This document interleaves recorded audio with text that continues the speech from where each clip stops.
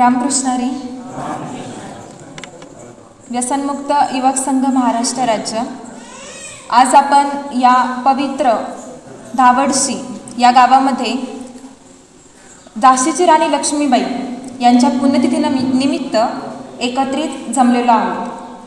खरं तर या धावडशी गावाबद्दलचा इतिहास थोडक्यात सांगण्याचा झालाच तर ज्या राणी लक्ष्मीबाईंचा जन्म ज्या मातापित्यांच्या पोटी झाला त्यांचे वडील मोरोपंत तांबे यांची ही पवित्र जन्मभूमी.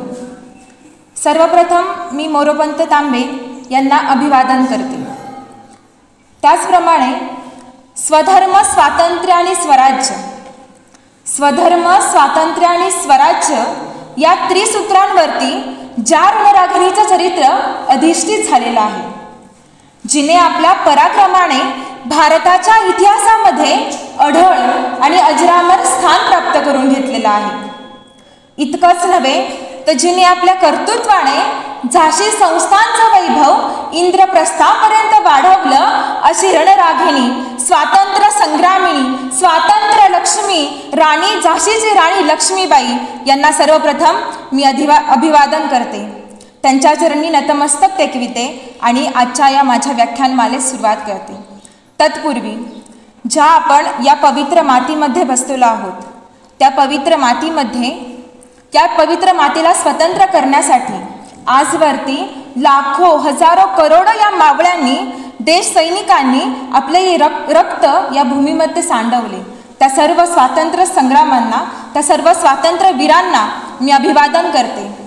संपूर्ण महाराष्ट्राचे, संपूर्ण हिंदुस्थानचे आराध्य दैवत मानले जाणारे छत्रपती श्री शिवाजी महाराज यांच्या चरणी मी नतमस्तक टेकविते. त्याचप्रमाणे आज ज्या झाशीच्या राणीच्या पुण्यतिथीनिमित्त आपण या ठिकाणी एकत्रित जमलेलो आहोत. खरं तर 167वी पुण्यतिथी आज आपण साजरी करण्यासाठी एकत्रित जमलेलो आहोत. त्या झाशीच्या राणीला अभिवादन करून मी माझ्या आजच्या व्याख्यानमालेस सुरुवात करते.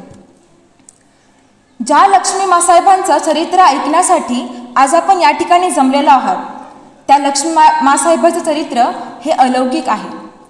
खरं तर आपल्या या भारताची भूमीच इतकी पवित्र आहे की ज्या भूमीमध्ये आजवरती असे वीर स्वातंत्र्य संग्राम, असे वीर महान थोर स्त्रिया यांनी आपले संपूर्ण आयुष्य या भूमीला स्वातंत्र्य मिळवून देण्याकरता व्यतीत केले.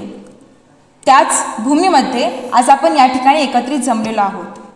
खरं तर राणी लक्ष्मीबाईंचं चरित्र हे अलौकिक आहे. ज्यांचं चरित्र असतं ते खऱ्या अर्थानेच अलौकिक असतात. खरं तर तुमचं आमचं हे एक सामान्य आयुष्य असतं.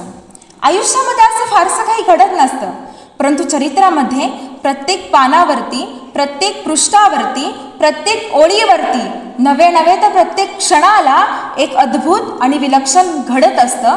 म्हणूनच हे चरित्र वेळोवेळी दिवसेंदिवस आपल्या जीवनामध्ये आचरायचं असतं, त्याचं स्मरण करायचं असतं. आणि असंच अगदी राणी लक्ष्मीबाई मासाहेबांचं चरित्र आज आपण आपल्या स्मरणामध्ये धारण करण्यासाठी, आपल्या चित्तामध्ये त्याचं धारण करण्यासाठी, स्मरण करण्यासाठी या ठिकाणी एकत्रित जमलेलो आहोत.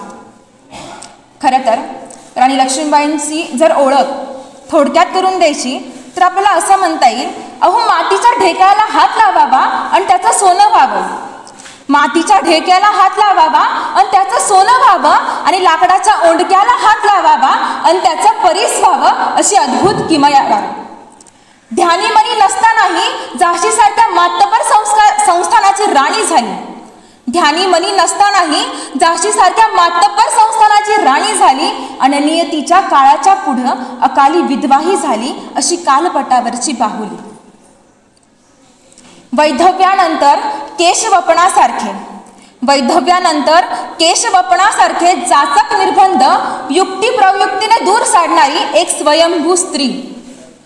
कंपनी सरकारचा संस्थाने खालसा करण्यामागचा दावा 1854 साली ओळखूनच त्याप्रमाणे लढणारी एक स्वातंत्र्य संग्रामिणी. अहो इतकंच नव्हे तर जिच्या कौशल्याचं, जिच्या युद्धनीतीचं कौतुक हे खुद्द इंग्रजांनीही केलं आणि संपूर्ण हिंदुस्थानाला जी प्रेरणास्थायी, आराध्य दैवत म्हणून अधिष्ठित झाली, अशी राणी लक्ष्मीबाई. आणि त्याच लक्ष्मीबाईंचं चरित्र आज आपण या ठिकाणी ऐकण्यासाठी एकत्रित जमलेलो आहोत। खरं तर मला आज या ठिकाणी बोलण्याची संधी प्राप्त करून दिली त्याबद्दल मी व्यसनमुक्त युवक संघटनेचे, त्याचप्रमाणे या ठिकाणी उपस्थित असलेले मान्यवर, माझे वडीलधारे लोक, त्याचप्रमाणे बंधू भगिनी यांचे मी आभार व्यक्त करते या ठिकाणी मला बोलण्याची संधी दिल्याबद्दल। आणि मी आजच्या व्याख्यानमालेस सुरुवात करते। खरं तर झाशीची बाई लक्ष्मीबाई यांचा जन्म हा वाराणसी या ठिकाणी 1835 रोजी झाला, परंतु अगदी वयाच्या 4थ्याच वर्षी त्यांच्या आईचा म्हणजे भागीरथीबाईंचा मृत्यू झाला आणि त्यानंतर त्यांचे वडील मोरोपंत तांबे हे पुण्याच्या पेशव्याच्या आश्रयाला येऊन राहिले। पेशव्यांच्या आश्रयाला आल्यावरती मोरोपंतांनी आपल्या कन्येला म्हणजे तिला लाडाने सगळे छबिली अथवा म्हणू म्हणायचे, त्या छबिलीला घेऊन मोरोपंत पेशव्यांच्या आश्रयाला आले। लहानपणापासूनच धाडशी, होतकरू, युद्धशास्त्र निपुण आणि इंग्रजांबद्दल ज्या राणीच्या अगदी वयाच्या 4थ्या-5व्या वर्षापासूनच इंग्रजांबद्दलच्या ज्या गोष्टी, त्यांच्या त्या दृष्ट प्रवृत्ती, त्याबद्दल तिच्या मनामध्ये चीड निर्माण झाली होती। अशी ही धाडशी, होतकरू राणी कुठल्या राजमहालातली किंवा राजघराण्यातली नव्हती बरं का, परंतु लहान वयापासूनच पेशव्यांच्या आश्रयामध्ये, पेशव्यांच्या दरबारामध्ये वाढल्यामुळे तिला युद्धनीती, राजघराण्यातली चालीरीती, रीतिरिवाज माहीत झाले होते। खरं तर त्या काळी लहान वयामध्येच मुलीचा विवाह करण्याची म्हणजे बालविवाहाची पद्धत होती आणि वयाच्या अवघ्या 14व्या वर्षी म्हणजे 1948 रोजी राणी लक्ष्मीबाईंचा विवाह झाशी संस्थानचे महाराज गंगाधरराव नेवाळकर यांच्यासोबत झाला। काही ठिकाणी, ज्या ठिकाणी मी संग्रह वाचले त्या ठिकाणी असं मला अधोरेखित झालं, काही संग्रहामध्ये अशी नमूद केलेली आहे की लग्नानंतर म्हणजे विवाहानंतर गंगाधररावांनी आपल्या झाशी संस्थानच्या महाराणीने राज्यकारभार पाहणे हे त्यांना आवडत नव्हतं, परंतु काही ठिकाणी असं लिहिण्यात आलं आहे की लग्नाच्या अगदी दुसऱ्याच दिवशी गंगाधररावांनी आपल्या पत्नीला म्हणजे लक्ष्मीबाईंना आपल्या सोबत घेऊन संपूर्ण संस्थान दाखवलं। संस्थानामध्ये ज्या ठिकाणी शस्त्रसाठा, घोडेशाळा, तोफशाळा, संपूर्ण ठिकाणचं संस्थान त्यांनी आपल्या लक्ष्मीबाईंना दाखवलं आणि त्यावेळेस गंगाधरराव लक्ष्मीबाईंना म्हणाले, लक्ष्मीबाई, आज आपल्या विवाहाच्या पहिल्याच दिवशी आपण दोघांनी मिळून एक शपथ घेऊया किंवा आपला एक विचार आपल्या डोक्यामध्ये ठरवूया की लवकरात लवकर या दृष्ट इंग्रजांचा जाच या संस्थानातून मुक्त करून आपल्या या झाशी संस्थानाला स्वतंत्र करूया। आणि त्या ठिकाणी दोघांनी मिळून त्या संस्थानाचा राज्यकारभार आपल्या हाती घेतला। 1951 रोजी त्यांना मुलगा पुत्ररत्न प्राप्त झाले, परंतु त्याचा आनंद सुरुवातीच्या काळामध्ये गंगाधररावांना त्याचा अत्यंत आनंद झाला। संपूर्ण संस्थानामध्ये सनई चौघडे वाजवू लागले, संपूर्ण संस्थानामध्ये गोडधोड, पेढा, साखर याचं वाटप करण्यात आलं, परंतु त्या आनंदावरती काही काळामध्येच ग्रहण लागलं आणि अगदीच 4 महिन्याच्या कालावधीमध्ये त्यांच्या बालकाचा मृत्यू झाला आणि त्या बालकाच्या मृत्यूच्या वार्तेनंतर गंगाधरराव पूर्णपणे खचून गेले। अगदी इतके खचले की जणू त्यांनी अंथरुणावरतीच खिळून राहिले, अंथरुण पकडूनच ते राहिले होते। त्यावेळेस राणी लक्ष्मीबाई स्वतःला धीर देत, स्वतःला खंबीरपणे सावरत त्या गंगाधररावांच्या बाजूला येऊन बसल्या आणि म्हणतात कशा, अहो ती अगदी 14 ते 15 वर्षाची राणी गंगाधररावांना म्हणते कशी, महाराज 9 महिने 9 दिवस 9 महिने 9 दिवस ज्या बालकाला मी माझ्या उदरामध्ये वाढवलं, 9 महिने मी त्याच्या यातना सहन केल्या, त्या बालकाच्या मृत्यूनंतर तुमच्यापेक्षाही जास्त दुःख हे मला व्हायला हवं, परंतु जर आपण या बालकाच्या मृत्यूनंतर जर आपण खचून राहिलो, आपण असं खचून या अंथरुणाला पडून राहिलो, तर या संपूर्ण झाशी संस्थांना स्वतंत्र करण्याचं जे आपलं ध्येय आहे ते कोण पुढे आणेल? या इंग्रजांना, या दुष्ट इंग्रजांना या भूमीमधून पळवून लावून आपल्या या झाशी संस्थान स्वतंत्र करण्याचं जे स्वप्न आहे ते स्वप्न कोण चालेल, त्यासाठी आपण खंबीर होण्याची, त्यासाठी आपण स्वतःच सावरून धीर देऊन या संस्थानाची जबाबदारी आपल्या हाती घ्यायला हवी, असं त्या ठिकाणी राणी लक्ष्मीबाईंनी गंगाधररावांची समजूत घातली. काही काळासाठी गंगाधरराव त्यातून स्थिरावले, परंतु त्यांना ते बालकाच्या मृत्यूनंतरचं दुःख हे अपसण्यासारखं होतं आणि काहीच कालावधीमध्ये लक्ष्मीबाईंना एक युक्ती सुचली आणि ती कल्पना, तो विचार मांडण्यासाठी त्या गंगाधररावांपाशी आल्या आणि म्हणाल्या, बालकाच्या मृत्यूनंतर आपण पूर्णपणे खचून गेला आहात, या शोकसागरामध्ये तुम्ही बुडाला आहात. तर माझ्या मनी एक विचार आला आहे, जर आपण एखादा पुत्र दत्तक घेतला तर आपल्याही या संस्थानाला एक पुत्र किंवा राजपुत्र निर्माण होईल आणि आपणही यातून सावरून बाहेर येऊ शकताल. तर त्या ठिकाणी गंगाधररावांनी होकारार्थी मान डोलवली आणि प्रश्न केला, तुमच्या पाहण्यात असा कोणता मुलगा आहे का? त्यावेळेस झाशीची राणी लक्ष्मीबाई म्हणाल्या, हो, आपल्याच नेवाळकर घराण्यातल्या तुमच्या चुलत बंधूंचा मुलगा आनंदराव, त्याला आपण दत्तक घेऊया. आनंदरावांना दत्तक घेण्यात आले. त्यांच्या राजगादीवरती, पुत्र राजगादीवरती बसवण्यात आलं. त्यावेळेस आनंदी आनंद पसरला, सनई चौघडे वाजू लागले, होम हवनांचा कार्यक्रम झाला आणि त्या ठिकाणी आनंदरावांचं नाव बदलून दामोदर असं ठेवण्यात आलं. पुत्राच्या दामोदर या पुत्राला दत्तक घेतल्यानंतर अगदी काहीच कालावधीसाठी गंगाधररावांनी तो आनंद सहन केला, परंतु काळाच्या ओघात आणि नियतीनेही वाट तिथे आडवी आली आणि अगदीच दत्तक पुत्रानंतर 2 ते 3 महिन्यामध्येच गंगाधररावांचा मृत्यू झाला. राणीवरती दुःखाचा डोंगर पसरला. राणी पूर्णपणे खचून गेली. पुत्राच्या मृत्यूनंतर लगेचच काही कालावधीमध्येच पतीचा मृत्यू. हे दुःख खरं तर पचवण्याजोगे नाहीच, परंतु त्याही परिस्थितीत ही धाडसी खंबीर राणी धीर मनाने स्वतःला सावरत पतीजवळ गेली. काही कालावधीसाठी डोळ्यातून अश्रू ढाळले, परंतु ज्या वेळेस पतीचा तो मृतदेह चितेवरती ठेवण्यात आला त्यावेळेस राणी लक्ष्मीबाई त्या ठिकाणी गेल्या. पतीच्या डोक्यावरती हात ठेवला आणि त्या ठिकाणी ती राणी लक्ष्मीबाई शपथ घेते की महाराज, आपल्या पश्चात या झाशी संस्थानचं नेतृत्व, या झाशी संस्थानचं संपूर्ण स्वातंत्र्य मिळवण्याचं जे तुमचं स्वप्न आहे ते मी माझ्या हाती घेईन. यात मला युद्ध करावं लागेल तरीही मी हार मानणार नाही. यात मला एक वेळेस माझे प्राण गमवावे लागेल तरीही मी मागे सरणार नाही. हीच आज तुमच्या चरणी मी श्रद्धांजली वाहते.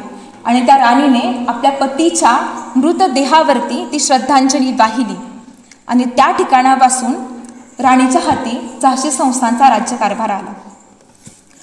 खरं तर झाशी संस्थानचा राज्यकारभार ज्यावेळेस राणीच्या हाती आला त्यावेळेस आपण असेही म्हणू शकतो की लक्ष्मी थी या दुर्गा थी वह, लक्ष्मी थी या दुर्गा थी वह, वो तो स्वयं वीरता की अवतार थी, वो तो स्वयं वीरता की अवतार थी, खूब लढी मर्दानी वो, खूब लढी मर्दानी वो तो झाशी वाली राणी थी, वो तो झाशी वाली राणी थी. या कालावधीनंतर पतीच्या मृत्यूनंतर झाशी संस्थानचा पूर्ण राज्यकारभार राणी लक्ष्मीबाईंच्या हाती आला. खरं तर या ठिकाणापासून खऱ्या अर्थाने झाशी संस्थानचा म्हणजे राणी लक्ष्मीबाईंचा जो स्वातंत्र्य लढा आहे तो या ठिकाणावर सुरुवात झाला. जर थोडक्यात मांडायचं झालं तर त्यांचा जन्म आणि त्यांचं बालपण हा आपण एक अध्याय म्हणू शकतो. त्यानंतर त्यांचा पुत्ररत्न झालं, त्या पुत्राचा मृत्यू झाला, दत्तक पुत्र घेतला आणि त्यानंतर पतीचा मृत्यू हा दुसरा अध्याय. परंतु त्यांच्या आयुष्यातला अत्यंत महत्त्वाचा आणि त्यांच्या संघर्षाची खरी परिसीमा दाखवणारा हा तिसरा अध्याय आणि अत्यंत महत्त्वाचा अध्याय या ठिकाणापासून सुरुवात होतो. खरं तर झाशी संस्थान हे ब्रिटिश ईस्ट इंडिया कंपनीच्या अंतर्गत चालवलं जात होतं, ज्यावरती ब्रिटिश ईस्ट इंडिया कंपनीचे अनेक धोरणे, अनेक जाचक निर्बंध त्यावरती लादलेले होते. आणि याच निर्बंधानुसार त्यांचं एक निर्बंध होतं की ज्यावरती ज्या राज्याचा किंवा ज्या संस्थानाचा महाराजा मृत्यू होईल त्यानंतर ती राजगादी त्याच्या पुत्राकडे असेल. त्या ठिकाणी तो पुत्र हा त्या राजाचाच असावा, तो दत्तक वारसा घेतलेला नसावा. त्यावेळेस ते संस्थान खालसा करण्यात येईल आणि ज्या कुटुंबाला दर महिना पेन्शन लागू करण्यात येईल. अशा परिस्थितीमध्ये तो ब्रिटिश ईस्ट इंडिया कंपनीची ती सूचना, ते पत्र राणी लक्ष्मीबाईंना आलं आणि काहीच कालावधीमध्ये राणी लक्ष्मीबाईंना झाशी संस्थान सोडून राजमहालामध्ये जाण्याची व्यवस्था करण्यात आली.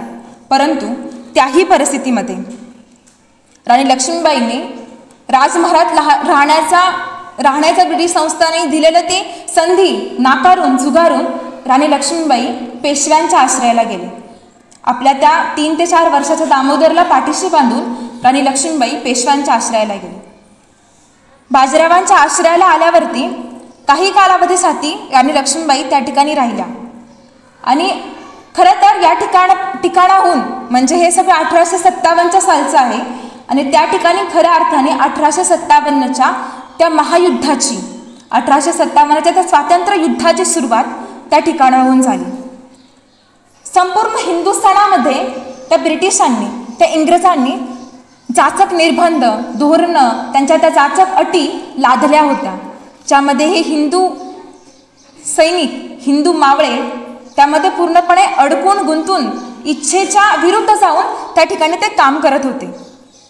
याच 1857च्या युद्धामधील अत्यंत महत्त्वाचे आणि धाडसी शूरवीर मावळे आपल्याला माहितीच आहेत, परंतु त्यातही अत्यंत महत्त्वाची कामगिरी बजावणारे 4 जण, त्याच्यामध्ये पेशवे घराण्यातील नानासाहेब पेशवे, राणी लक्ष्मीबाई, तात्या टोपे आणि अझीमुल्ला खान या चौघांची मिळून 1857मध्ये नानासाहेबांच्या वाड्यावरती एक गुप्त बैठक ठरण्यात आली.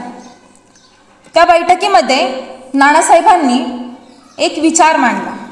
त्यावरती ते म्हणाले की अत्यंत कित्येक वर्ष झालं आपला हा संपूर्ण हिंदुस्थान त्या इंग्रजांच्या त्या जाचक निर्बंधावरती लादलेला आहे. इंग्रजांचे जाचक निर्बंध, त्यांच्या त्या अटी आपण आजवरती झेलत आहोत, परंतु आता त्यांच्या पापांचा घडा हा भरला आहे आणि त्यासाठी संपूर्ण हिंदुस्थानामध्ये इंग्रजांविरुद्धची आग, इंग्रजांविरुद्धची चीड आपणच निर्माण करण्याची गरज आहे.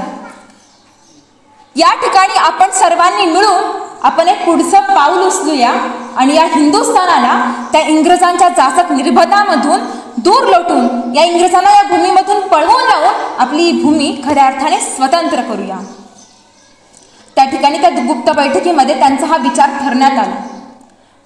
त्यानंतर राणी लक्ष्मीबाई महालात गेला.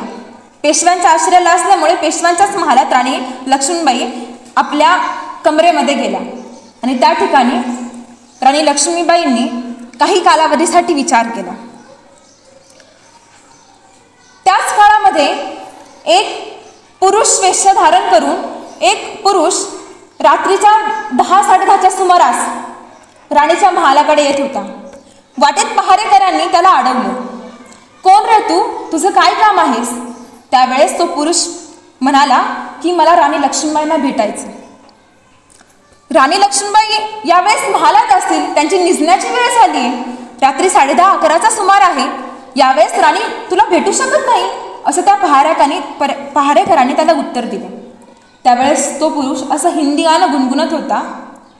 पहारेकरांना थोडासा त्याच्यावरती शंका आली की हा फितूर असावा, हा इंग्रजांचा कोणीतरी गुलाम असावा की जो राणीसाठी या ठिकाणी काहीतरी राणीवरती काहीतरी वार करण्यासाठी आला असावा.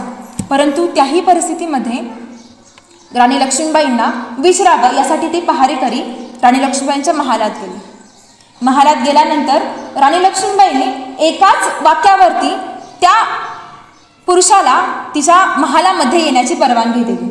खरं तर ते पहारेकरी थोडे प्रश्नार्थक वृत्तीने राणीकडे पाहत होते की खरं तर कोण असावं हे की इतक्या अपरात्री 10:30-11च्या सुमारास राणीच्या निजण्याचा समयच आलाय, तो हिंदीमध्ये बोलतोय आणि त्याही परिस्थितीत राणीने त्याला भेटण्यासाठी परवानगी दिली. त्यावेळेस आपल्या नजरेने त्या पहारेकरांना इशारा देत तो पुरुष राणीच्या महालामध्ये गेला, राणीला भेटला.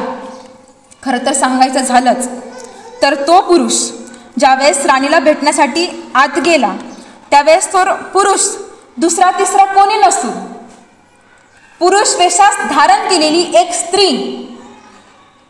पुरुष वेशात धारण केलेली राणीचीच एक विश्वासू जी शत्रूच्या गोटात जाऊन शत्रूच्या खबरी आणत होती.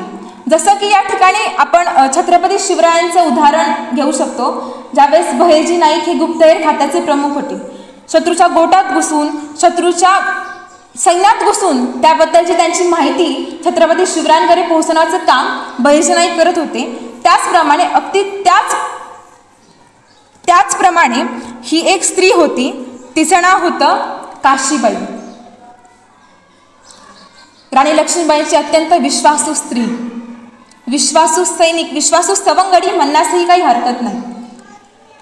खरं तर या ठिकाणी लक्ष्मीबाईंनी लक्ष्मीबाईंना एक वार्ता कळवण्यासाठी काशीबाई त्या ठिकाणी आल्या होत्या आणि त्या म्हणाल्या की शत्रूचा म्हणजेच इंग्रजांचा एक दावा आहे. इंग्रजांनी एक गोष्ट ठरवली आहे की संपूर्ण हिंदुस्थान, हिमालयापासून ते कन्याकुमारीपर्यंत, विंध्य पर्वतापर्यंत संपूर्ण हिंदुस्थान त्यांना ख्रिस्ती करण्याचा दावा इंग्रजांनी आखला आहे. या परिस्थितीमध्ये धर्मांतर करणार आहेत. हिंदूंना वेगवेगळ्या प्रकारच्या लालसा दाखवून, हिंदूंना काही प्रमाणामध्ये पैसे देऊन, त्यांना काही प्रमाणामध्ये असे आशा देऊन ते संपूर्ण हिंदुस्थानातील मराठी लोकांना ते ख्रिस्ती करणार आहेत. ख्रिश्चन धर्माचा प्रसार संपूर्ण घराघरात, गावागावात ते करणार आहेत. आणि ही शत्रूच्या गोठातली माहिती लक्ष्मीबाईंना समजली. त्यावेळेस लक्ष्मीबाईंच्या तळपायाची आग मस्तकापर्यंत जाण्यापर्यंतची गेली आणि त्यावेळेस लक्ष्मीबाई भडकून म्हणाल्या, लवकरात लवकर या इंग्रजांना, या ब्रिटिशांना आपल्या या भूमीमधून, आपल्या या मायभूमीमधून लवकरात लवकर घालवण्याची हीच ती वेळ आहे.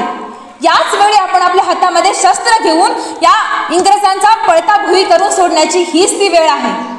आणि त्या ठिकाणी त्यांनी इंग्रजांविरुद्ध लढा देण्याची कल्पना आपल्या मनामध्ये आखली. रात्रभर राणी लक्ष्मीबाईने त्या ठिकाणी विचार केला आणि त्यांच्या डोक्यामध्ये अजून एक कल्पना आली. आपण पाहतोच ज्या ठिकाणी पुरुषांची एक पलटण निर्माण होते, पुरुषांची एक सवंगडी, एक तुकडी निर्माण होते, तशाच प्रकारे आपण एक स्त्रियांचीही पलटण निर्माण करू शकतो असा विचार लक्ष्मीबाईंच्या डोक्यामध्ये आला. आणि त्या विचारावरती लक्ष्मीबाईंने काशीबाई आणि त्यांची अजून एक विश्वासू मुंदर नावाची सवंगडी होती, विश्वासू सैनिक होती, शिपाई होती, तिच्यावरती या दोघींना ती कल्पना राणी लक्ष्मीबाईंनी मांडली. आणि मुंदर आणि काशींनी संपूर्ण संपूर्ण हिंदुस्थानामध्ये अशा स्त्रिया निर्घून पारखून काढल्या की ज्यांना या इंग्रजांसाठी पलटण निर्माण करणार आहे त्यासाठी त्यांना उपयोगी पडतील. आणि त्या ठिकाणी त्यांनी एक स्त्रियांची स्वतंत्र पलटण निर्माण करण्याचं कार्य हाती घेतलं. खरं तर 1857चा परमोच्च बिंदू, जर 1857च्या स्वातंत्र्य लढ्याबद्दल जर थोडक्यात सांगायचं झालं तर संपूर्ण ब्रिटिशांनी हिंदुस्थानावरती कब्जा केला होता. जी आपली हिंदुस्थानाची पिढ्यानपिढ्या चालत आलेली वारसा पद्धत बंद करण्याचा इंग्रजांचा दावा होता. त्याचप्रमाणे सती प्रथेसारखी पद्धत बंद करून त्या ठिकाणी पुनर्विवाह करण्याचा कायदाही इंग्रजांनी आखला होता. संपूर्ण हिंदुस्थान ख्रिस्ती करून ख्रिश्चन धर्माचा प्रसार संपूर्ण गावामध्ये, घराघरामध्ये करण्याचा इंग्रजांचा दावा होता. आणि संपूर्ण या 1857चा परमोच्च बिंदू म्हणण्यात येईल असं एक अत्यंत महत्त्वाचं प्रकरण म्हणजे काडतूस प्रकरण, ज्यामध्ये आपल्याला सगळ्यांना माहीतच आहे की हिंदू धर्मामध्ये गायीचं महत्त्व हे अनन्यसाधारण आहे. गाय हे हिंदूसाठी पवित्र मानली जाते आणि डुक्कर हे मुस्लिमांसाठी निषिद्ध मानलं जातं. आणि त्याच परिस्थितीमध्ये इंग्रजांनी त्यांच्या बंदुकीला, ते रायफल बंदूक वापरत होते, त्या रायफलला जी काडतुसं असतात त्या काडतुसांना गायीच्या आणि डुकराच्या चरबीने ते काडतूस माखलेलं होतं आणि ते काडतूस शिपायांना तोंडाने तोडावं लागत होतं. याच ठिकाणी हिंदुस्थानामध्ये हिंदूंच्या आणि मुस्लिमांच्या धर्मांना ठेच पोचली. हिंदूंच्या मनामध्ये धर्माबद्दल विरुद्ध झालेला हा विरुद्ध झालेलं हे कार्य पाहून त्यांच्या मनामध्ये चीड निर्माण झाली आणि खऱ्या अर्थाने 1857च्या लढ्याची सुरुवात त्या ठिकाणाहून झाली. याच 1857च्या लढ्यामध्ये आद्य क्रांतिकारक मानले जाणारे मंगल पांडे यांनी 29 मार्च 1857 रोजी इंग्रजांविरुद्ध इंग्रज आणि मंगल पांडे यांच्यामध्ये चकमक झाली आणि याच कालावधीमध्ये 8 एप्रिल 1857 रोजी मंगल पांडे यांना फाशी देण्यात आली. त्यामुळे अजूनच इंग्रजांबद्दलची चीड हिंदुस्थानाच्या प्रत्येक माणसाच्या मनामध्ये वाढण्यास सुरुवात झाली आणि 31 मे 1857 रोजी झाशी मुक्त करण्याचा राणीने निर्धार केला. त्यावेळेस या चौघांनी म्हणजेच राणी लक्ष्मीबाई, नानासाहेब, अझीमुल्ला खान आणि तात्या टोपे या चौघांनी आपली पलटण तयार केली आणि झाशी संस्थान मुक्त करण्याचं कार्य 31 मे रोजी करण्यात आलं. परंतु त्यावेळेस झाशी संस्थानवरती जो ब्रिटिश सरकारचा जो निर्बंध होता तो पूर्णपणे हटला नव्हता. ब्रिटिश संस्थांच्या विरुद्ध किंवा त्यांच्या कोणत्याही सूचनेची त्यांच्या कोणत्याही कल्पनेची वाट न पाहता राणी लक्ष्मीबाई पुन्हा एकदा झाशी संस्थांच्या गादीवरती जाऊन बसली. त्यावेळेस परिस्थिती खूप बिकट होती. संपूर्ण झाशी संस्थानामध्ये हाहाकार माजला होता. झाशी संस्थानामध्ये गोरगरिबांना 2 वेळचं खाण्यासाठीही काही उरलं नव्हतं. ना घोडदळ होतं, ना पायदळ होतं, ना शस्त्रसाठा होता, ना सैनिक होते. कोणत्याही प्रकारची त्यावेळेस उपलब्धता झाशी संस्थानामध्ये नव्हती. परंतु याही परिस्थितीमध्ये राणी लक्ष्मीबाई खचल्या नाहीत. राणी लक्ष्मीबाई अत्यंत धीर मनाने त्या ठिकाणी तयार झाल्या आणि त्यांनी आपली ती पलटण, स्त्रियांची जी पलटण निर्माण केली होती त्या ठिकाणी त्या झाशी संस्थानामध्ये घेऊन गेल्या. दयाळू श्रद्धाळू या राणीने गोरगरिबांना 2 वेळेचं पोट भरत यासाठी गोरगरिबांना तिने अन्नधान्य पुरवण्याचं काम केलं. त्यांना थंडीपासून कुडकुडणाऱ्या 1,500 गोरगरिबांना, साधू संतांना त्या ठिकाणी तिने उबदार कपड्यांचं वाटप केलं. त्याचप्रमाणे हळदी कुंकवाचे, दिवाळी, रंगपंचमी या निमित्त हळदी कुंकवाचे कार्यक्रम अवलंबून संस्थानामधील स्त्रियांना एकत्रित करून त्या ठिकाणी हळदी कुंकवाचे कार्यक्रम एकत्रित करून मिळून त्या ठिकाणी तिने स्त्रियांना एकत्रित करण्याचं काम केलं आणि त्यातच तिने आपले एक पलटण निर्माण केलं. खरं तर राणीची ही युद्धनीती, राणीचा हा धाडसपणा, धाडसी वृत्ती आणि इंग्रजांबद्दलची जी असणारी चीड या ठिकाणी आपण व्यक्त करू शकतो. त्यानंतर ब्रिटिश सरकारने झाशी संस्थान, फक्त झाशी संस्थानच नव्हे तर संपूर्ण हिंदुस्थानामध्ये जे काही संस्थान आहेत ते संस्थान खालसी करण्यासाठीची मोहीम आखली.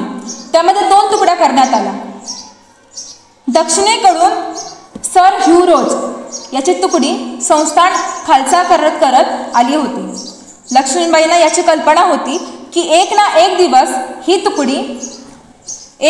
दिवस सर ह्यू रोज आपले सैन्य घेऊन झाशी संस्थानामध्ये येणार आणि झाशी संस्थान खालचं करण्यासाठी तो युद्ध आपल्याशी करणार. त्यासाठी राणीने त्या ठिकाणी आपली युद्धाची संपूर्ण तयारी करून घेतली. तोफशाळा, सैनिक, शस्त्रसाठा, घोडदौड संपूर्ण योग्यरित्या तिने त्या ठिकाणी शस्त्राची पूर्वतयारी, युद्धाची पूर्वतयारी करून ठेवली होती. त्यावेळेस जर आपण त्यावेळेस आपण म्हणू शकतो झाशीच्या राणी लक्ष्मीबाईकडे 2 तोफखान्याचे मुख्य गोलंदाज होते. ते म्हणजे खुदाबक्ष आणि गोशखान. खुदाबक्ष आणि गोशखान. राणीने त्यावेळेस खुदाबक्ष आणि गोशखानाचा सत्कार केला आणि आपला डावा आणि उजवा हात असं खुदाबक्ष आणि गोशखानाला राणीने त्या ठिकाणी संबोधलं. पुढे 1858 मध्ये खऱ्या अर्थाने सर ह्यू रोज एक संस्थान खालसा करत झाशीच्या संस्थानाच्या इथे येऊन पोहोचला. परंतु त्याही पूर्वतयारीसाठी राणीने एक मोहीम आखली होती.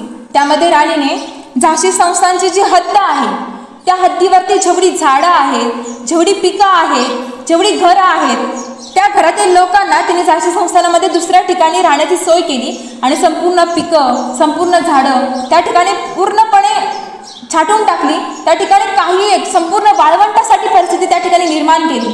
यामागचा उद्देश एकच होता, ज्यावेळेस सर ह्यू रोजचं सैन्य त्या हद्दीवरती येईल त्या ठिकाणी सैन्यातील कोणत्याही सैनिकाचं पोट भरेल किंवा त्यांना सावली मिळेल असं कोणत्याही प्रकारचं सोयी सुविधा त्या ठिकाणी उपलब्ध होणार नाही, अशी सोय राणीने त्या ठिकाणी आखली होती.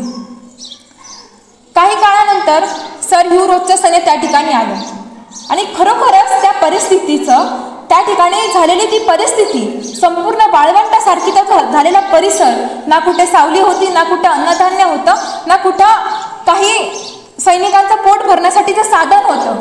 त्या परिस्थितीतही सर ह्यू रोज झाशीच्या राणीचं या युद्ध नीतीचं अक्षरशः गौरव करतो की खरंच आजवरती या मर्दानीनं संपूर्ण झाशी संस्थांच्या रक्षणासाठी ज्या युद्धनीती, ज्या तिच्या धाडसी प्रवृत्तीने तिने त्या ज्या युद्धनीती आखल्या त्या खरंच आजवरती कोणत्याही मर्दालाही, मर्द पुरुषालाही त्या ठिकाणी जमला नाही, असं तिचा तो धाडसी वृत्तीपणा, धाडसी नेतृत्व सर ह्यू रोजनेही त्या ठिकाणी गौरवलं. आणि 5 जून 1858 रोजी खऱ्या अर्थाने सर ह्यू रोज आणि राणी लक्ष्मीबाई यांच्या लढाईचा प्रारंभ झाला. झाशी संस्थांचा मुक्त करण्याची ही अत्यंत महत्त्वाची लढाई आणि याच लढाईमुळे राणी लक्ष्मी माँसाहेब संपूर्ण हिंदुस्थानामध्ये अजरामर, इतकंच नव्हे तर आपल्या सांस्कृतिक वारसा, ज्या या हिंदू सांस्कृतिक वारसा ज्या या ऐतिहासिक कार्यावरती अवलंबून आहे, असं हे अनमोल कार्य राणी लक्ष्मीबाईने त्या या युद्धामध्ये केलं. 5 जूनच्या रोजी सर ह्यू रोज दक्षिणेकडून झाशी संस्थानाकडे आला. त्यावेळेस 9 दिवस पूर्ण, सुरुवातीला 9 दिवस ही लढाई लढली गेली. राणी लक्ष्मीबाईंचं सैन्य तोफखान्याने सर ह्यू रोजच्या सैन्यावरती वार करत होतं आणि सर ह्यू रोजही त्या पलीकडून तोफखान्यानेही वार करत होतो. सुरुवातीचे काही काळ म्हणजे अगदी 9 दिवस हे युद्ध पूर्णतः तोफखान्यावरती किंवा तोफांवरती चाललं होतं. काही काळानंतर म्हणजेच 13 जूनच्या नंतर 14 जूनच्या रोजी, 14 जून 1858 रोजी राणीने ज्या आपल्या गोलंदाजाला म्हणजेच खुदाबक्षाने गोफखानाला सन्मान करून त्यांच्या त्या कार्याचा गौरव केला होता, त्या खुदाबक्षा आणि गोफखानाला त्या लढाईमध्ये वीरमरण प्राप्त झालं. त्यावेळेस राणी काही थोड्या प्रमाणामध्ये खचून गेली, काही थोड्या प्रमाणामध्ये तिच्या डोळ्यामधून आसवा आली, परंतु त्याही परिस्थितीमध्ये राणी खंबीरपणे धीर ताठ मनाने उभी राहिली. युद्धासाठी, त्या इंग्रजांविरुद्ध युद्ध करण्यासाठी, सर ह्यू रोजच्या तुकडीविरुद्ध लढण्यासाठी राणी खंबीरपणाने मैदानामध्ये मर्दानी रूप धारण करून, अहो राणीचं मर्दानी रूप कसं होतं बरं? जर थोडक्यात सांगायचं झालं तर मर्दानी पेशा धारण करून, हातामध्ये ती सळसळती तलवार घेऊन, पाठीवरती ढाल घेऊन, घोड्यावरती स्वार होऊन राणी रणांगणामध्ये मर्दानी रूपामध्ये उभी राहिली होती. त्याच मर्दानी रूपाच्या मागे असंख्य, म्हणजे त्यावेळी जर म्हणता येईल तर फक्त राणीकडे 1,500 सैन्य होतं. त्या 1,500 सैन्याला घेऊन राणी सर ह्यू रोजच्या तुकडीच्या बाजूने सर ह्यू रोजकडे लढण्यासाठी निघाली.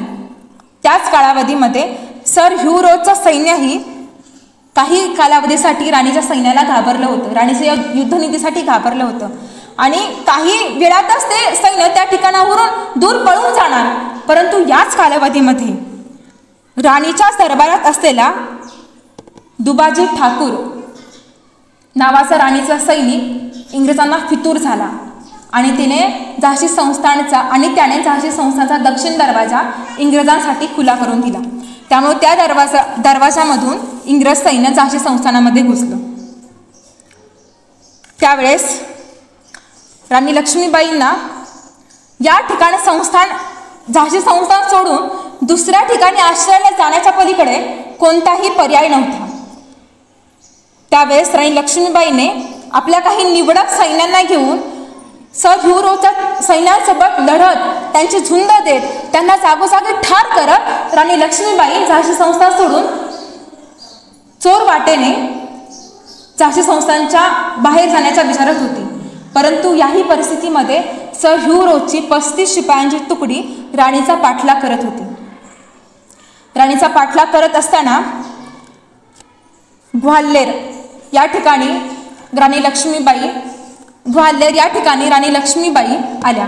त्यांचा घोडा त्यावेळेस त्या ठिकाणी राणी लक्ष्मीबाई आणि त्यांचे ते निवडक सैन्य त्या ठिकाणी पूर्णतः ठार झालं. त्यावेळेस राणी लक्ष्मीबाईंच्या सोबत रामचंद्र नावाचा एकच उरलेला शिपाई होता आणि राणी लक्ष्मीबाई. दामोदराला पाठीशी बांधून राणी लक्ष्मीबाई आणि रामचंद्र असे 2च घोडे त्या ठिकाणावरून निसटून जाण्याच्या. राणी लक्ष्मीबाई या ठिकाणी घाबरल्या नव्हत्या बरं का, किंवा सर ह्यू रोज याच्या सैनिकांना त्या घाबरून त्या ठिकाणावरून झाशी सोडून पळून जात होत्या. हाही त्या ठिकाणी त्यांचा उद्देश नव्हता. परंतु जर आपल्याकडे आज या ठिकाणी या क्षणी जर कोणतंही सैन्य उपलब्ध नाही, आपल्याकडे शस्त्र नाही, तोफ नाही, बंदुका नाही, घोडे नाहीत, काहीच नाही, यावेळेस फक्त आपल्याकडे एक शिपाई रामचंद्र नावाचा शिपाई उपलब्ध आहे, तर असे दोघे मिळून इंग्रजांच्या अशा मोठ्या तुकडीशी आपण कसं युद्ध करू शकतो. त्यावेळेस दुसऱ्या ठिकाणी जाऊन सर ह्यू रोजची जी तुकडी येईल त्या मोजक्या तुकडीशी संघर्ष करण्यासाठी राणीची ती कल्पना होती.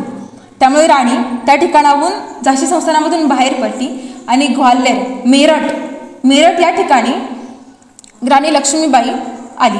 त्या ठिकाणी एक ओढा होता आणि राणी लक्ष्मीबाईंचा घोडा त्या ओढ्याच्या पलीकडे जाण्यासाठी अडकला. त्यावेळेस खऱ्या अर्थाने घोड्यानेही त्या ठिकाणी राणी लक्ष्मीबाईंची साथ सोडली आणि राणी लक्ष्मीबाई स्वतः रणांगणामध्ये उतरल्या.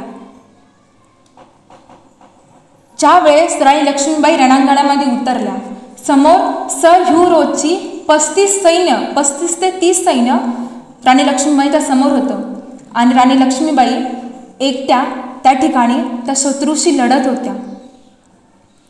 येईल त्या शत्रूला आपल्या तरवारीने सपासप कापत होत्या. अत्यंत घनघोर असं युद्ध त्या ठिकाणी एकटी राणी लक्ष्मीबाई लढत होती आणि त्याच कालावधीमध्ये सर ह्यू रोजच्या एका सैन्याने राणीला पाठीमागून वार केला. राणीच्या मेंदूवरती घात झाला. राणीची उजव्या बाजूला मागच्या बाजूने उजव्या बाजूचा जो मेंदूचा भाग होता तो सोलला गेला. इतकंच नव्हे तर त्यामध्ये राणी लक्ष्मीबाईचा उजवा डोळा अक्षरशः लोंबत होता आणि त्या परिस्थितीमध्ये राणी लक्ष्मीबाई आपल्या तलवारीने त्या शत्रूशी झुंज देत होती. येईल त्या फितुराला सपासप कापत राणी लक्ष्मीबाई त्या ठिकाणी लढत होती. त्या कालावधीमध्ये रामचंद्राचाही त्या ठिकाणी वार लागून रामचंद्रही त्या ठिकाणी जमिनीवरती कोसळला होता. राणी लक्ष्मीबाईने काही कालावधीसाठी त्या ठिकाणी सर ह्यू रोजच्या तुकडीशी झुंज दिली आणि राणी लक्ष्मीबाई या भूमीवरती या मातीवरती त्या मातीवरती राणी लक्ष्मीबाईंनी आपला देह टेकवला. खऱ्या अर्थानेच जर बघता येईल तर त्या संपूर्ण शरीरावरती वार झाले होते. डोक्याचा एक भाग चिरला गेला होता. उजवा डोळा खाली लोंबत होता. याही परिस्थितीमध्ये ज्यावेळेस राणी लक्ष्मीबाई जमिनीवरती आदळल्या, जमिनीवरती देह सोडला, त्याही परिस्थितीमध्ये त्या रामचंद्राला एकच वाक्य म्हणाल्या की काहीही झालं तरी त्या इंग्रजांना, त्या फितुरांना अगदी शेवटच्या क्षणी देखील माझा देह त्यांच्या हाती लागता कामा नये, माझ्या देहाला त्यांचा स्पर्श होता कामा नये. आणि त्या ठिकाणी राणीने आपला देह सोडला. या पवित्र मातीमध्ये राणीने अखेरचा शेवटचा श्वास त्या मातीमध्ये घेतला. रामचंद्रांनी सर ह्यू रोजच्या सैन्याचा थोडासा अंदाज घेत राणी लक्ष्मीबाईला त्या ठिकाणाहून उचलून जवळच असलेल्या एका संन्यासाच्या झोपडीमध्ये नेलं आणि त्या ठिकाणी त्या संन्यासांनी आणि रामचंद्रांनी मिळून राणीची शय्या तयार केली. त्यावरती राणीला झोपवण्यात आलं. त्यावेळेस राणीचा तो रामचंद्र नावाचा विश्वासू मावळा शिपाई राणीला पाणी पाजत होता. त्यावेळेस राणीने आपल्या तोंडामध्ये पाण्याचा एकही थेंब घेतला नाही, कारण राणीच्या त्या शरीराला, त्या मृत झालेल्या शरीराला पाण्याची नाही तर खऱ्या अर्थाने अग्नीची गरज होती. काही काळानंतर रामचंद्र आणि त्या सैन्याने जवळच असलेल्या गवताच्या लोंब्या, गवताचे जे भारे एकत्र केले आणि राणीसाठी त्या ठिकाणी चिता तयार केली आणि राणीचा तो पवित्र देह त्या चितेवरती ठेवण्यात आला आणि ती चिता त्या ठिकाणी पेटवण्यात आली. खऱ्या अर्थाने ज्या वेळेस राणीचा तो आत्मा वरती स्वर्गामध्ये विलीन होत होता ना, त्यावेळेस संपूर्ण पृथ्वीवरती अंधार पडला होता. या पृथ्वी तलावरचं, या मातीमधलं एक अत्यंत स्वातंत्र्य संग्रामाचं एक नेतृत्व, एक सरस उदामिनी आज स्वर्गामध्ये विलीन झाली होती. तो दिवस होता 18 जून. तो दिवस होता आजचाच, हा 18 जून 1858, ज्यावेळेस राणी स्वर्गामध्ये विलीन झाली. या ठिकाणी खऱ्या अर्थाने संपूर्ण हिंदुस्थानामध्ये अंधार पडला होता. संपूर्ण हिंदुस्थानाचं, ज्याप्रमाणे आपण छत्रपती शिवाजी महाराजांना आराध्य दैवत संबोधतो, त्याचप्रमाणे या हिंदुस्थानाची रणरागिणी, स्वातंत्र्य लक्ष्मी, समर सौदामिनी, झाशीची राणी लक्ष्मीबाई आज म्हणजेच 18 जून 1858 रोजी आज या हिंदुस्थानाचा शेवटचा श्वास घेऊन या स्वर्गामध्ये विलीन झाली होती.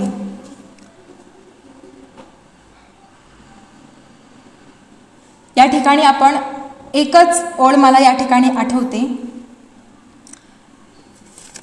ती ओळ मी या ठिकाणी बोलू इच्छिते. खरं तर मिळतील इथे शाहीर लववीत मानावीर, मिळतील इथे शाहीर लववीत मानावीर, तरु झरे झाळतील शिर, तरु झरे झाळतील शिर, या दगडा फुटतील जिभा, या दगडा फुटतील जिभा, कथया कथा सकळ काळी, कथया कथा सकळ काळी, त्या पराक्रमाची ज्योत मावळे इथे झाशीवाली, त्या पराक्रमाची ज्योत मावळे इथे झाशीवाली.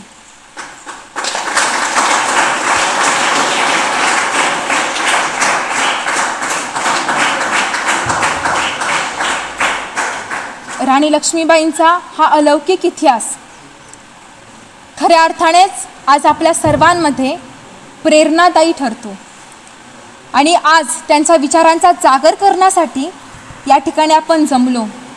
खऱ्या अर्थाने त्यांचे ते विचार आपल्या चित्तामध्ये धारण करण्याची, त्यांच्या विचारांचे स्मरण करण्याची आणि त्याप्रमाणे कार्य करण्याची आज खऱ्या अर्थाने गरज आहे. या ठिकाणी मी काही अजून 10-15 मिनटं आजच्या सध्या परिस्थितीवरती बोलू इच्छिते.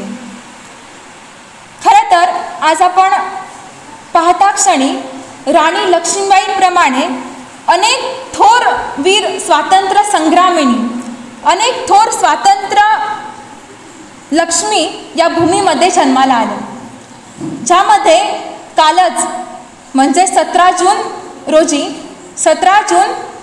रोजी ज्या राजमाता जिजाऊंची पुण्यतिथी आपण संपूर्ण हिंदुस्थानामध्ये, संपूर्ण महाराष्ट्रामध्ये साजरी करतो, तर लक्ष्मीबाई त्या जिजाऊंबद्दलचं बोलायचं झालंच तर स्वतःच्या कर्तृत्वाने अगर थोरपती मिळाल्याने ज्यांचे आयुष्य मूर्तिमंत ठरते, नीट ऐका, स्वतःच्या कर्तृत्वाने अगर थोरपती मिळाल्याने ज्यांचे आयुष्य मूर्तिमंत ठरते, अशा नामवंत स्त्रिया पुष्कळ आहेत, अशा नामवंत स्त्रिया पुष्कळ आहेत.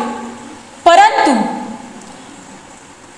आपल्या थोर प्रवृत्तीने अगदी वयाच्या अवघ्या 16व्या वर्षी आपल्या पुत्राच्या विचारांमध्ये हे हिंदवी स्वराज्य स्थापनेचं स्वप्न ज्या राणीने बिंबवलं आणि म्हणूनच हे हिंदवी स्वराज्य स्थापन झालं, त्या राजमाता, राष्ट्रमाता माँसाहेब जिजाऊ. अहो जिजाऊ ऐकायच्या त्या कोण होत्या? अराजकतेच्या पार्श्वभूमीवरती मूर्तिमंत शिवराज्य उभं करणाऱ्या राजमाता म्हणजे जिजाऊ. विखुरलेल्या देशबांधवांना एकतेच्या सूत्रात गुंफून स्वराज्याचं जन आंदोलन करणाऱ्या राजमाता म्हणजे जिजाऊ. हिंदवी स्वराज्य जे की समतेच्या मूल्यांवर आधारलेलं स्वराज्य, हृदयाच्या भिंतीपासून महाराष्ट्राच्या इतिहासात कोरोनापर्यंतचा संघर्ष ज्या माऊलीनं केला, ती माऊली म्हणजे राजमाता जिजाऊ.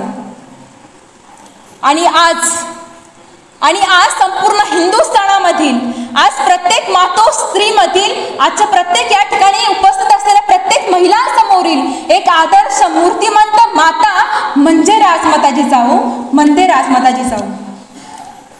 त्याचप्रमाणे जर आज आपण या ठिकाणी म्हणू शकतो, या ठिकाणी उपस्थित असलेल्या स्त्रियांबद्दल, आज या ठिकाणी उपस्थित असलेल्या स्त्रियांना मी काही सांगू इच्छिते. खरं तर आपण जर पाहिलंच तर स्त्रियांमध्ये आज प्रत्येक प्रकारचं, प्रत्येक गोष्टीचं कौशल्य आहे. जसं की असं आपण म्हणू शकतो की अगं राणी लक्ष्मीबाईचा धाडस तू, जिजाऊची तलवार तू, मलालाचा धाडस तू, प्रतिभेची उत्तुंगता तू, क्रांतिकारी विचारांची क्रांतिकारी ज्योत तू, स्त्री जाती तुला सलाम, त्रिवार सलाम.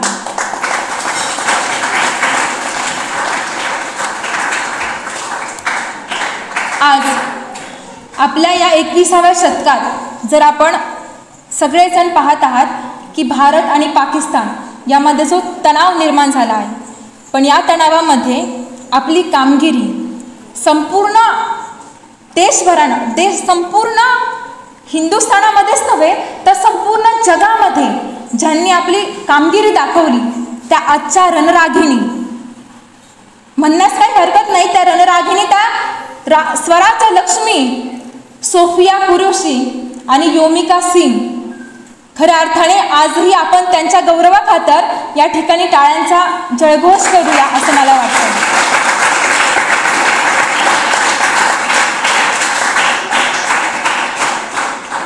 राणी लक्ष्मीबाईंचं हे चरित्र, त्यांचा इतिहास आज आपण या ठिकाणी ऐकलात, तो त्याचं स्मरण केलं. परंतु आज जर आपण पाहिलं तर म्हणावं तितकं स्त्रिया आजही या समाजामध्ये सुरक्षित नाहीत. आजही स्त्रियांना दुय्यम स्थान काही ठिकाणी हे मिळतच आहे. जर या राणी लक्ष्मीबाईंसारखा इतिहास, जिजाऊंसारखा इतिहास, सावित्रीबाई, ताराराणी यासारखा इतिहास जर आपल्या या भूमीला लाभला आहे, त्याच भूमीमध्ये आजही स्वारगेटसारख्या घटना आपल्या ठिकाणी घडतात, हीच मोठी शोकांतिका म्हणावी लागेल. या परिस्थितीला फक्त पुरुष जबाबदार आहे असं म्हणता येणार नाही. या परिस्थितीला पुरुषांप्रमाणे एक स्त्रीही जबाबदार आहे. मुलींनो, एक गोष्ट नेहमी लक्षात ठेवा, अगं तलवारीपेक्षा तीक्ष्ण या नजरेची ढाल आहे. तलवारीपेक्षा तीक्ष्ण या नजरेची ढाल आहे. महाराष्ट्राची वाघीण तू, भवानीचा वार आहेस. महाराष्ट्राची वाघीण तू, भवानीचा वार आहेस. अगं भगव्याची रक्षिणी तू, या महाराष्ट्राची तू लेक आहेस. दुबळी समजू नको ग स्वतःला, तू या झाशीच्या राणी लक्ष्मीबाईंची लेक आहेस. तू या लक्ष्मीबाईंची लेक आहेस. आज ज्या महान क्रांतिकारकांनी, ज्या महान पुरुषांनी, महान स्त्रियांनी, झाशीच्या राणी लक्ष्मीबाई यांसारख्या स्वातंत्र्य संग्रामिनींनी या भूमीमध्ये आपले रक्त सांडले, त्यांच्या बलिदानाची आपल्याला जाणीव ही पुन्हा पुन्हा होण्याची गरज आहे. खरं तर आपण आपला पाश्चात्य प्राचीन इतिहासापासून ते आजवरचा इतिहास म्हणजे सांस्कृतिक आणि ऐतिहासिक दृष्ट्याचा इतिहास पाहिला तर या महान पुरुषांचं, महान स्त्रियांचं स्थान हे अलौकिक आहे आणि त्यांनीच आपला हा इतिहास, सांस्कृतिक इतिहास समृद्ध केला आहे. आणि ज्यांनी या भूमीमध्ये आपल्या प्राणांच्या आहुती दिली, आपले बलिदान दिले, त्यांचे ते बलिदान कुठे व्यर्थ जाता कामा नये अशी आशा, असा विचार आज आपण या ठिकाणी आपल्या मनामध्ये खंबीरपणे ठरवूया. खरं तर आज मला या ठिकाणी व्यसनमुक्त युवक संघ महाराष्ट्र राज्य यांनी बोलण्याची संधी दिली, त्याबद्दल मी संघटनेचे मनापासून आभार व्यक्त करते. खरं तर बालबुद्धीप्रमाणे ज्या 4-5 दिवसांच्या कालावधीमध्ये जो संग्रह मी वाचला राणी लक्ष्मीबाईंबद्दल, त्याबद्दल मी या ठिकाणी बोलले. परंतु जर बोलताना काही चुका झाल्या असतील, चुकून एखादा शब्द तो मुखामधनं बाहेर गेला असेल, तर तुमचीच एक मुलगी, तुमचीच एक बहीण म्हणून तो तुमच्या पोटी घ्या, असं मी या ठिकाणी सांगते. आणि या ठिकाणी मला बोलण्याची संधी दिली त्याबद्दल मी सगळ्यांचे आभार व्यक्त करते आणि या ठिकाणी थांबते. छत्रपती शिवाजी महाराज की